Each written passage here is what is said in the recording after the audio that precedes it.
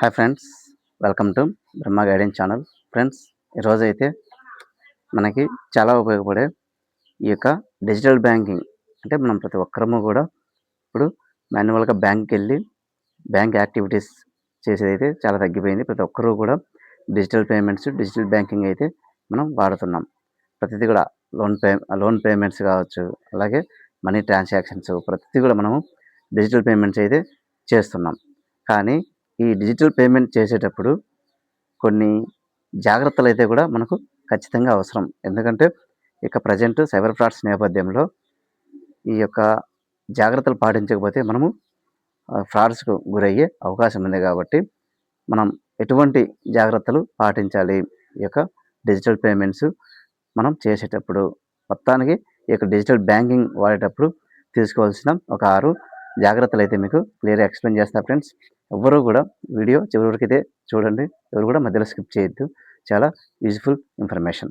Okay friends, మనం ఏవైనా సరే బ్యాంకింగ్ యాప్స్ కానీ, బ్యాంకింగ్ లింక్స్ కానీ ఏవైనా మనం ఒక అధికారిక యాప్ స్టోర్ నుంచి కానీ లేకపోతే ప్లే స్టోర్ నుంచి మాత్రమే డౌన్లోడ్ చేసుకోవాలి. ఎక్కడైనా కానీ మనకు సోషల్ మీడియాలో వస్తే లింకుల ద్వారా యొక్క యాప్స్ అనేది మనం డౌన్లోడ్ అయితే చేసుకోవద్దు. ఓన్లీ అధికారిక యాప్స్ అయినా ప్లే స్టోర్ లేకపోతే యాప్ స్టోర్ నుంచి మాత్రమే ఈ యొక్క యాప్స్ అనే డౌన్లోడ్ చేసుకోవాలి. ఎనీథింగ్ యాప్స్ ఫ్రెండ్స్, యోనో కావచ్చు, అలాగే భీమ్, ఆ తర్వాత ఇటువంటి బ్యాంకింగ్ యాప్స్ అయినా కూడా మనం ఈ యొక్క ప్లే స్టోర్ లేకపోతే యాప్ స్టోర్ నుంచి మాత్రమే మనం డౌన్లోడ్ చేసుకోవాలి యాప్స్ని. అలాగే ఓటీపీ, పిన్, అలాగే పాస్వర్డ్ అనేటివి ఎవ్వరికి కూడా మనం షేర్ చేయొద్దు. ఈవెన్ బ్యాంక్ ఎంప్లాయీస్ కూడా మనం ఈ యొక్క ఓటీపీ, పిన్, పాస్వర్డ్ అనేటివి కూడా మనం ఎవరికి షేర్ చేయొద్దు. ఎందుకంటే ఫ్రెండ్స్, కొన్ని సందర్భాల్లో మనకు బ్యాంకింగ్ నుంచి కాల్ చేస్తున్నాము, మీ యొక్క అకౌంట్ రియాక్టివేషన్ చేయడానికి లేకపోతే మీ యొక్క డెబిట్ కార్డ్ రియాక్టివేషన్ చేయడానికి మీకు ఒక ఓటీపీ సెండ్ చేస్తాము, చెప్పండి అని ఎవరైనా అడిగినా కూడా మనం ఎటువంటి పరిస్థితుల్లో ఈ ఓటీపీలు, పిన్ కూడా మనం ఎవరికి షేర్ చేయొద్దు. అలాగే మన యొక్క ట్రాన్సాక్షన్ పాస్వర్డ్స్ లేకపోతే ప్రొఫైల్ పాస్వర్డ్స్, అలాగే డెబిట్ కార్డ్ పిన్ కూడా ఎవ్రీ 3 monthsకి ఒకసారి చేంజ్ చేసుకుంటే చాలా బెటర్గా ఉంటుంది, సెక్యూర్గా ఉంటుంది. తర్వాత పబ్లిక్ వైఫై, మనం ఎక్కడైనా సరే బయట ఉన్నప్పుడు ఒక పబ్లిక్ వైఫై నుంచి కనెక్ట్ చేసుకొని ట్రాన్సాక్షన్స్ అయితే అసలు చేయకూడదు. ఎందుకంటే ఫ్రెండ్స్, మన యొక్క బ్యాంకింగ్ డేటా సంబంధించి పర్సనల్ డేటా హ్యాక్ అయ్యేదానికి అవకాశం ఉంటుంది. కాబట్టి ఎటువంటి పరిస్థితుల్లో కూడా పబ్లిక్ వైఫై నుంచి అయితే ట్రాన్సాక్షన్స్ అసలు చేయొద్దు. తర్వాత ఎస్ఎంఎస్ అలర్ట్ లేకపోతే నోటిఫికేషన్ అలర్ట్ అయితే మన మొబైల్కి ఆన్లో ఉంచుకోవాలి.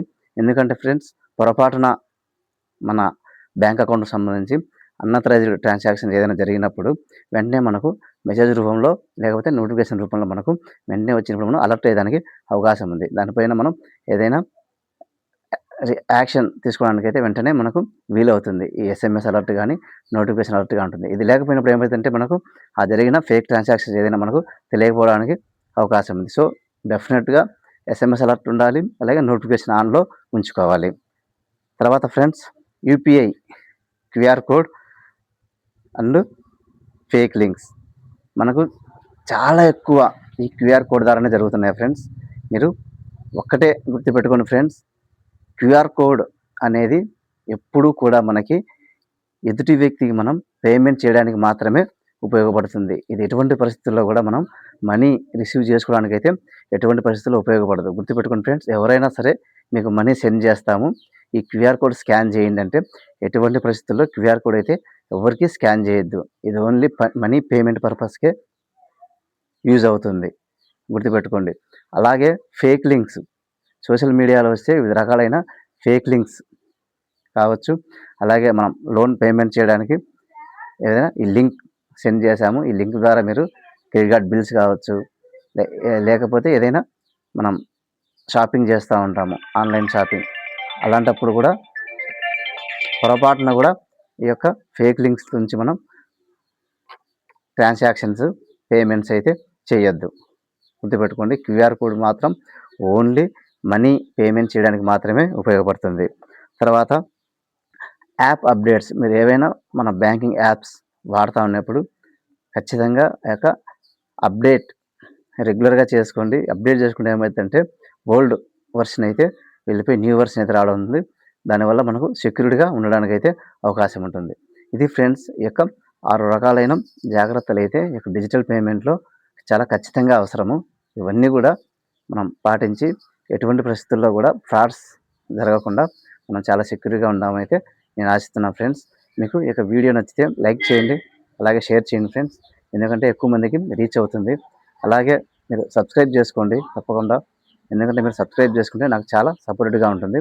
మరిన్ని ఎక్కువ వీడియోస్ చేయడానికైతే అవకాశం ఉంటుంది. Thank you friends. Thank you for watching.